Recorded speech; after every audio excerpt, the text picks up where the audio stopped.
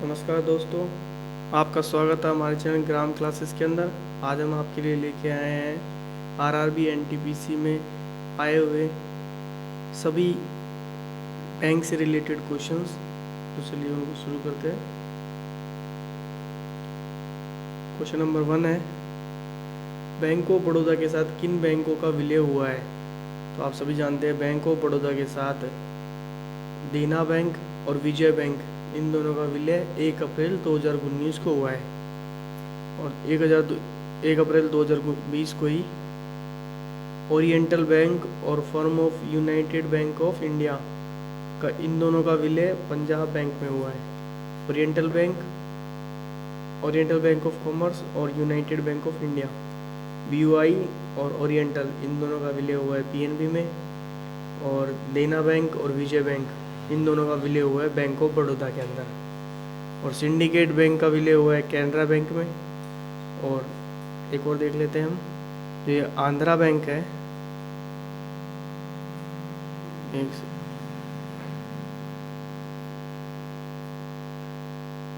जो ये आंध्रा बैंक है, आंध्रा बैंक है कॉर्पोरेट बैंक का यूनियन बैंक ऑफ इंडिया के अंदर विलय हुआ है। और इलाहाबाद बैंक का इंडियन बैंक में विलय हुआ है। ये सभी इम्पोर्टेंट थे जो हमने आपको बता दिए। नेक्स्ट देखते हैं,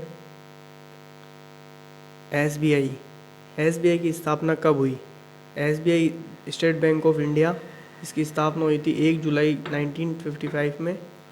और एसबीआई का जो पूर्व नाम था वो तो imperial bank of India, IBI. इसको पहले आईबीआई के नाम से जानते थे, इसके बाद में इसका नाम चेंज करके एसबीआई कर दिया, स्टेट बैंक ऑफ इंडिया। 1955 में इसका नाम एसबीआई रखा गया। The bank of Calcutta and the bank of Bombay, इन दोनों को मर्ज करके ही इम्प्रेशन बैंक ऑफ इंडिया की 27 जनवरी 1921 को इनका विलय करके इम्पीरियल बैंक ऑफ इंडिया बनाया गया। इम्पीरियल बैंक ऑफ इंडिया कब तक चला? ये 1921 से ले 1955 तक। इससे पहले तक के जो बैंक चलते थे इंडिया में वो है the bank of Calcutta, bank of Bombay and bank of Madras. आपके सामने इनका कार्यकाल। नेक्स्ट क्वेश्चन देखते हैं, एसबीआई में अप्रैल 2017 में कितने बैंकों का विलय हुआ है? तो एसबीआई के अंदर 5 बैंकों का विलय हुआ था 2017 के अंदर, जिसके अंदर state bank of Bikaner, Travancore, Patiala, Mysore और हैदराबाद, ये 5 बैंक थे जिनका एसबीआई के अंदर 2017 में विलय हुआ था। नेक्स्ट देखते हैं, भारत में आरबीआई करेंसी नोटों की छपाई किस आधार प्रणाली पर की जाती है? तो भारत के अंदर नोटों की जो छपाई की जाती है वो की जाती है मिनिमम रिजर्व सिस्टम के ऊपर, न्यूनतम रिजर्व सिस्टम। यह प्रणाली 1956 में भारत में लागू हुई थी। और ये प्रणाली के अनुसार भारतीय रिजर्व बैंक को हर समय कम से कम 200 करोड़ रुपए की संपत्ति बनाए रखनी होगी। ये 2017 के लॉ के अकॉर्डिंग बताया गया था। ठीक है, नेक्स्ट देखते हैं, क्वेश्चन नंबर 5, इंद्रधनुष योजना किन बैंकों के लिए चलाई गई थी? तो आपको इंद्रधनुष योजना ये चलाई गई थी सार्वजनिक और पब्लिक सेक्टर के बैंकों के लिए। और बैंकिंग क्षेत्र में मिश्र इंद्रधनुष को पीजे नायक समिति के सुझाव के आधार पर लागू किया गया था। इंद्रधनुष योजना पब्लिक सेक्टर के बैंकों को अल्प लाभकारी स्थितियों से निकालने की एक योजना है, जिसमें 7 सूत्रीय उपायों के द्वारा राजनीतिक हस्तक्षेप को हम कम करके बैंकों को प्रतिस्पर्धी क्षमता की विकास किया जा सकता है। ओके, और 7वां संविधान, इसके ए टू जी जो 7वां संविधान है, इसके अंदर बताया गया है कि appointment, bank board bureau, capitalisation और distilling, empowerment, framework of accountability और गवर्नमेंट ऑफ रिफॉर्म। और ये 14 अगस्त 2015 को लॉन्च हुआ था। ओके, नेक्स्ट क्वेश्चन देखते हैं, पब्लिक सेक्टर की सबसे बड़ी बैंक कौन सी है? जो पब्लिक सेक्टर है उसकी सबसे बड़ी बैंक कौन सी है? तो वो है SBI, state bank of India. Second number पे जो बैंक आती है वो है Punjab national bank with the merge of oriental and the united bank. इन दोनों के विलय के बाद में ये दूसरी सबसे बड़ी बैंक बन गई है। थर्ड बैंक है बैंक ऑफ बड़ौदा, फोर्थ है Canara. The name of 12th PSBs are Punjab national bank and bank of Baroda of India. Central bank of India, अभी जो भारत के अंदर जो 12 बैंक्स हैं उनके बारे में, उनके अंदर state bank of India, Indian bank, Punjab and Sindh bank, UCO bank, bank of Maharashtra, Indian overseas bank, union bank, Canara bank, central bank of India, bank of India, bank of Baroda और पंजाब नेशनल बैंक। नेक्स्ट देखते हैं, world bank 2016 के अनुसार 12,000 US dollar से कम प्रति व्यक्ति आय वाला देश किस श्रेणी में आएगा है? तो वह आएगा अपर मिडिल इनकम इकोनॉमिक्स के अंदर। और लोअर मिडिल इनकम इकोनॉमिक्स के अंदर कौन से शहर आएंगे?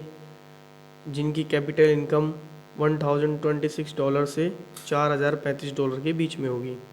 और हाई इनकम इकोनॉमिक्स के अंदर कौन आएगा? जिनकी इनकम ग्रेटर देन $12,476 के इक्वल होगी। ओके, नेक्स्ट देखते हैं, एशियाई डेवलपमेंट बैंक का मुख्यालय कहाँ पर है? तो एशियाई डेवलपमेंट बैंक है ASB, इसका जो मुख्यालय है ये मेट्रो मनीला फिलीपींस के अंदर है। इसकी स्थापना 19 दिसंबर 1966 के अंदर हुई थी। अभी इनके अध्यक्ष अस्कावा जी है, मातुशुक अस्कावा। और अभी एशियन डेवलपमेंट बैंक के अंदर सदस्य संख्या 68 कंट्रीज़ ने ले ली है।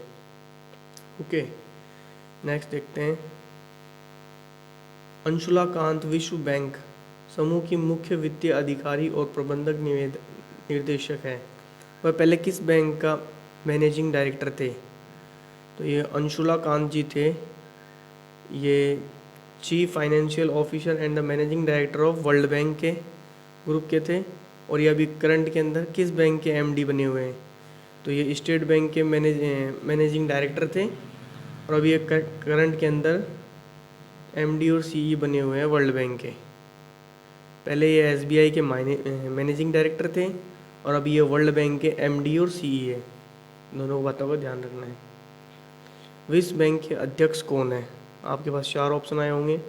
विश्व बैंक के जो अध्यक्ष है ये है डेविड मालपास, और इनका कार्यकाल 2019 में लागू हुआ है, और ये 13th प्रेसिडेंट है यहाँ के वर्ल्ड बैंक के। ओके, नेक्स्ट देखते हैं, जो आपके वर्ल्ड बैंक है इसकी स्थापना कब हुई थी? तो वर्ल्ड बैंक की जो स्थापना हुई थी 1944 के अंदर हुई थी, 1944 में। और IBRD और वर्ल्ड बैंक ये कब सेटअप हुआ था? 27 दिसंबर 1945 के अंदर। इनका मुख्यालय है वाशिंगटन DC US के अंदर। इनके प्रेसिडेंट है, जो हेड है यहाँ के, वो है डेविड मालपास। यहाँ के MD और CE है अंशुला कांत, ये एक भारतीय है, इसलिए आपको इनका नाम याद रखना है। यहाँ पे सदस्य संख्या 189 है, जिसके अंदर 173 कंट्रियाँ हैं। ओके, ये IBRD की फुल फॉर्म आपको ध्यान रखनी है। इसकी फुल फॉर्म होती है international bank of reconstruction and development, और IDA की होती है इंटरनेशनल डेवलपमेंट एसोसिएशन। अंतर्राष्ट्रीय संघ IDA की स्थापना कब हुई थी? इसकी स्थापना हुई थी 24 सितंबर 1960 के अंदर। इनका मुख्यालय वाशिंगटन DC के अंदर है। सदस्य संख्या 173। इसे विश्व बैंक की रियासत ऋण देने वाली खिड़की अर्थात उदार ऋण खिड़की भी कहते हैं। ओके, नेक्स्ट क्वेश्चन देखते हैं, बॉन्ड आई प्रोजेक्ट किस बैंक द्वारा लॉन्च किया गया था? तो बॉन्ड आई प्रोजेक्ट जो किया गया था सन 2018 में, वो वर्ल्ड बैंक के द्वारा किया गया था। और वो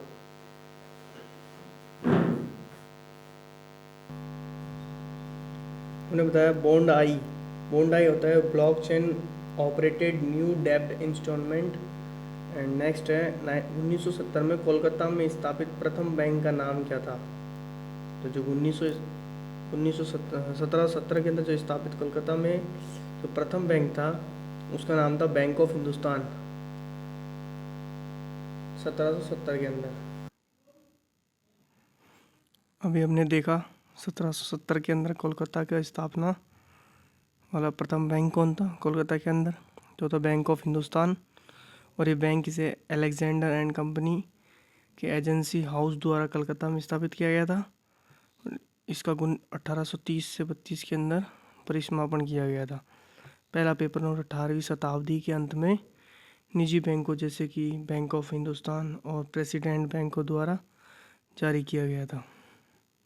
नेक्स्ट देखते हैं, क्वेश्चन नंबर 14 था 1969 में कितनी प्राइवेट बैंकों का राष्ट्रीयकरण हुआ था। तो ये बैंकें थी 14 बैंकें, जिनमें से 1980 के अंदर 6 बैंकों का राष्ट्रीयकरण हुआ था। Scheduled bank are included under the second scheduled of the reserve bank of India 1934।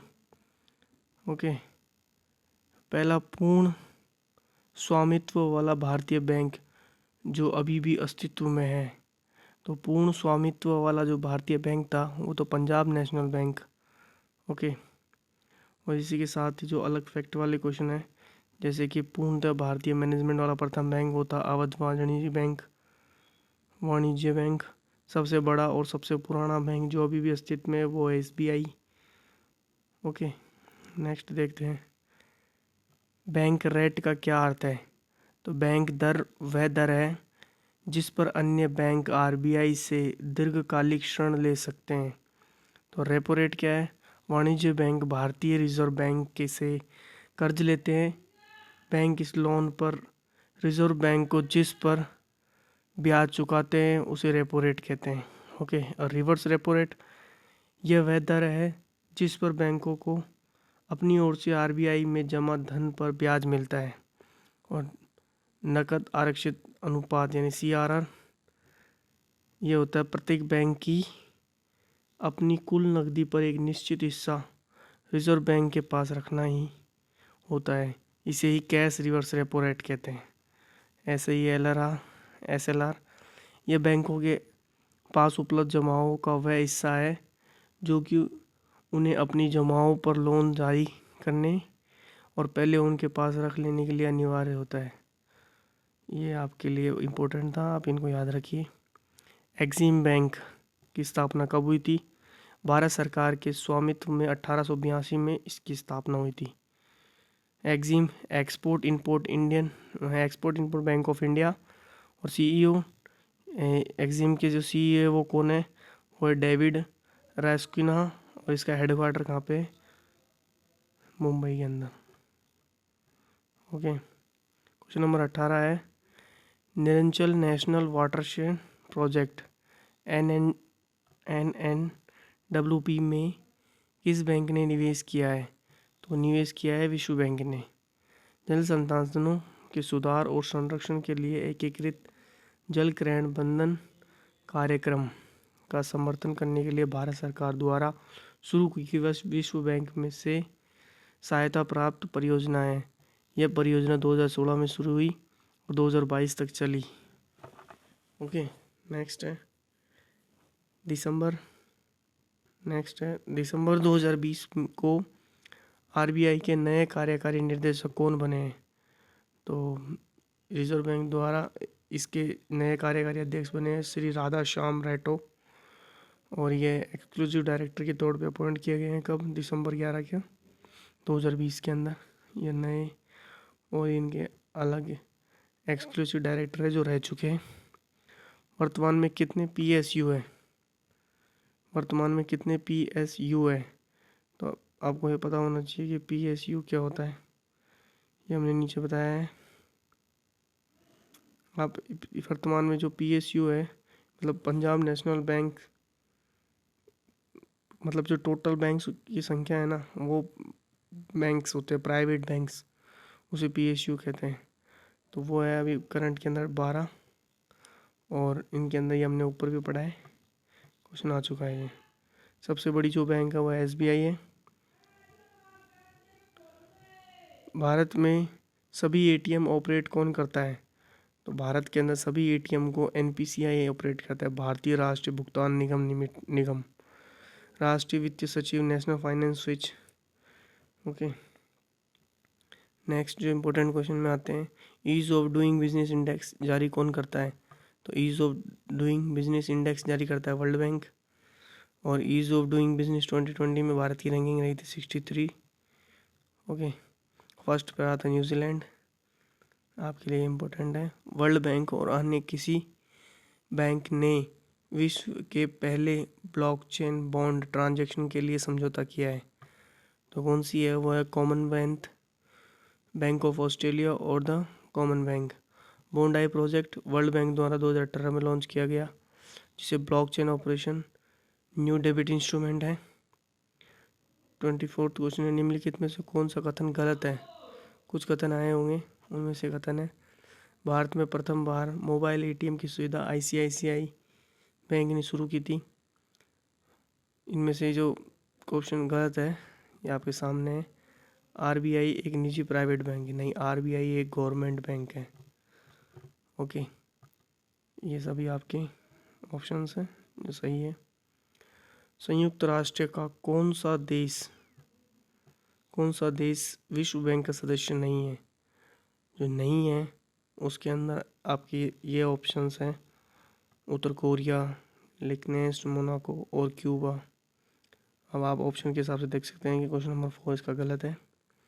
और वर्ल्ड बैंक के अंदर 189 मेंबर्स हैं और कोसोवो संयुक्त राष्ट्र का सदस्य नहीं है, ये आपको ध्यान रखना है। आरबीआई लोगों में किसका चित्र अंकित है? तो आरबीआई लोगों के अंदर प्लाम ट्री और रॉयल बंगाल टाइगर का चित्र अंकित है, ये आपको ध्यान रखना है। 1944 में ब्रिटेन द्वारा वुड्स समझौते के समय कौन सी संस्थान स्थापित की गई? तो वुड्स समझौते के दौरान 2 महत्वपूर्ण संगठन बनाए गए, अंतर्राष्ट्रीय मुद्रा कोष, इंटरनेशनल मॉनेटरी फंड और विश्व बैंक, ये 2 चीज़ बनाई गई थी। Banking reform by which committee? Banking सुधार के लिए कौन सी कमेटी गठित की गई थी? तो यह है नरसिम्हा कमेटी और वर्मा कमेटी, 1996 में, 1991 में। ओके, आरबीआई का क्या कार्य नहीं है? तो जनता को लोन देना यह आरबीआई का काम नहीं है, बाकी सरकार को ऋण देना, वाणिज्य बैंकों को लोन देना, रेपो रेट निर्धारित करना, ये सभी आरबीआई के काम है। एडीबी एशियन डेवलपमेंट बैंक के अध्यक्ष कौन है? तो ये मुशत्सुकु अस्कावा, ठीक है, 10th president of the Asian development bank थे 17 जनवरी 2020 से। और Woochong Um republic of Korea was appointed as a new managing director general of the Asian development bank. ये अभी नए बना दिए गए हैं 2021 में। वुचोंग एम, ये इनके मैनेजिंग डायरेक्टर हैं। इनके अध्यक्ष कौन है? अस्कावा जी। भारतीय रिजर्व बैंक का हेडक्वार्टर कहाँ पे है? तो ये है मुंबई में है। एसएलआर की फुल फॉर्म क्या होती है? Statutory liquidity ratio. वर्तमान में ये कितनी परसेंट है? ये 18% है। एसएलआर हमने आपको ऊपर बताया है।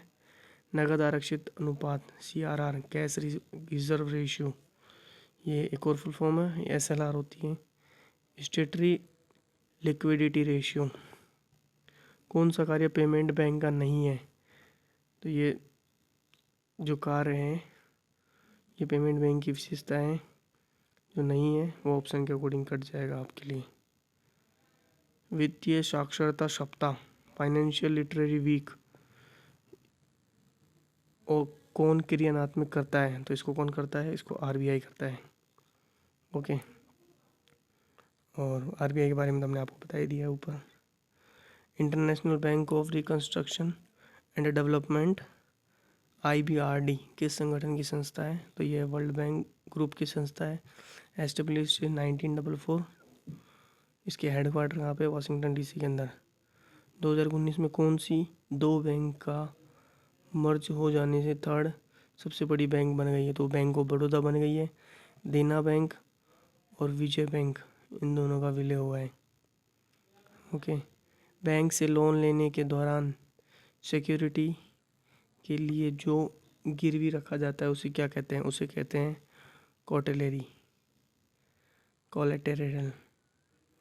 कोलेटेरल।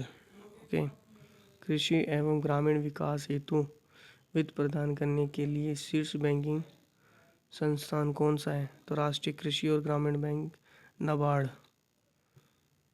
जो है, ये नाबार्ड वो है।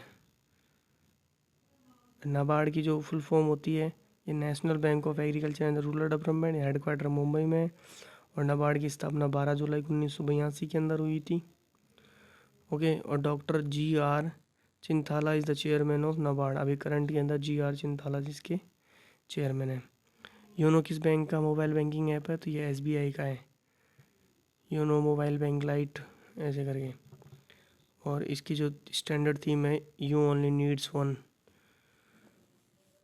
ओके। 1980 में कितने बैंकों का राष्ट्रीयकरण हुआ था? तो 1980 में 6 बैंकों का राष्ट्रीयकरण हुआ था और अब तक 14 बैंकों का राष्ट्रीयकरण हो चुका है। बात ध्यान रखनी है। कौन सी सार्वजनिक क्षेत्र पीएसबी की वाणिज्य बैंक नहीं है? तो साउथ इंडियन बैंक जो है ये इसकी नहीं है। बाकी UCO bank, Indian overseas bank, cooperative bank सभी पीएसबी के हैं। पीएसबी का हमने ऊपर भी बताया इनके सभी नाम। आंध्रा बैंक व कोऑपरेटिव बैंक और यूनियन बैंक में विलय होने से ये इनका इंडियन बैंक ऑफ इंडिया के अंदर विलय हुआ है। ऊपर बताया हमने। भारतीय रिजर्व बैंक के गवर्नर का ऑफिस कहाँ है? तो भारतीय रिजर्व बैंक के गवर्नर का जो ऑफिस है, सेंट्रल ऑफिस है, ये है भगत सिंह रोड, मुंबई के अंदर 18th फ्लोर। आरबीआई की स्थापना 1 अप्रैल 1935 के अंदर शक्तिकांत दास इनके यहाँ के गवर्नर है और ओसबेरेन स्मिथ यहाँ के फर्स्ट गवर्नर थे। फर्स्ट गवर्नर कौन थे? स्मिथ जी। भारत में प्रथम बार बैंक का राष्ट्रीयकरण कब हुआ? तो 1 जनवरी 1949 को आरबीआई का सबसे पहले। और अब तक 14 बैंकों का हो चुका है। 1980 में 6 बैंकों का राष्ट्रीयकरण हुआ था। आरबीआई की स्थापना कब हुई? तो आरबीआई की स्थापना 1 अप्रैल 1935 के अंदर हुई। आपको जाना शक्तिकांत दास यहाँ के गवर्नर है। ओस्केन स्मिथ ये है। ओके, हमने बता दिया आपको। 14th है बैंकिंग क्षेत्र में ग्राहकों को शिक्षकों के निर्वहन के लिए आरबीआई ने किस अधिकारी की नियुक्ति की है? तो ये तो है banking Lokpal.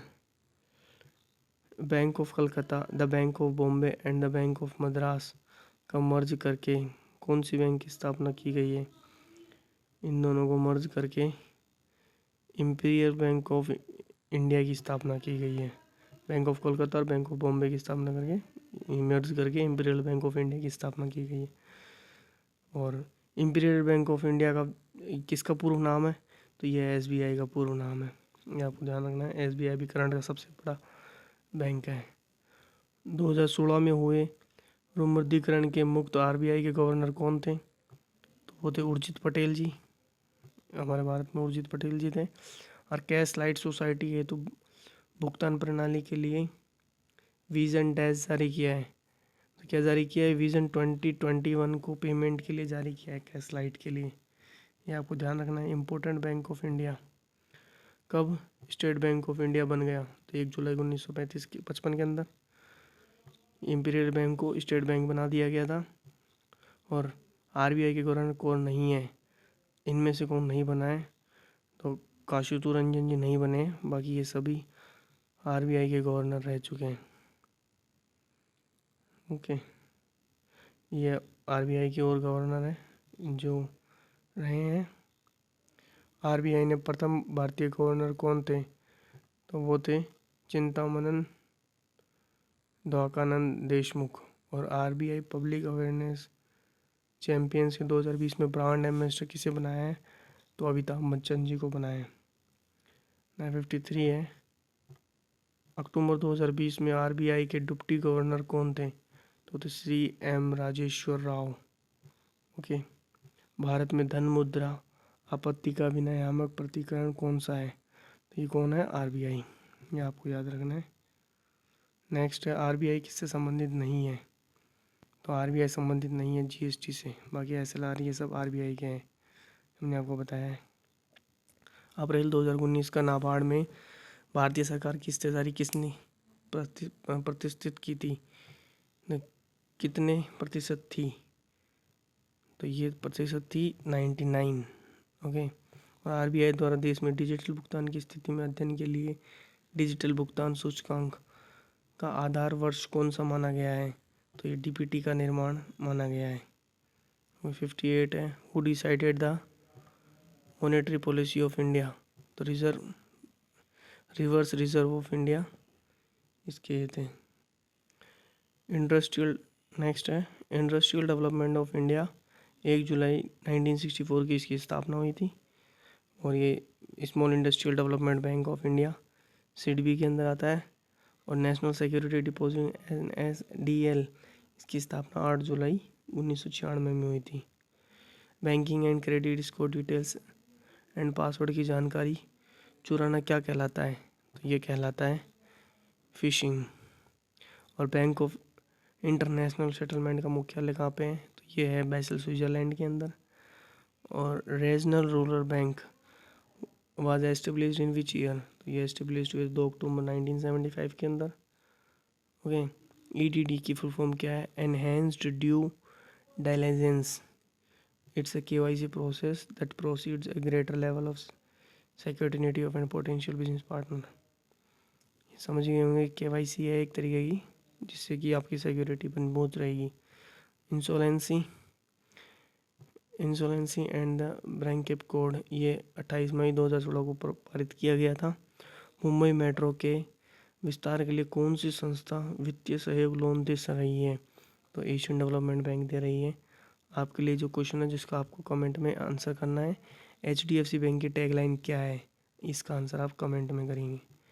Thank you very much. आप हमें सपोर्ट कीजिए, हम आपके लिए और ऐसी अच्छी वीडियो लाते रहेंगे जो आपको कोई भी एग्ज़ाम को क्रैक करने में हेल्प करेगी। Thank you very much.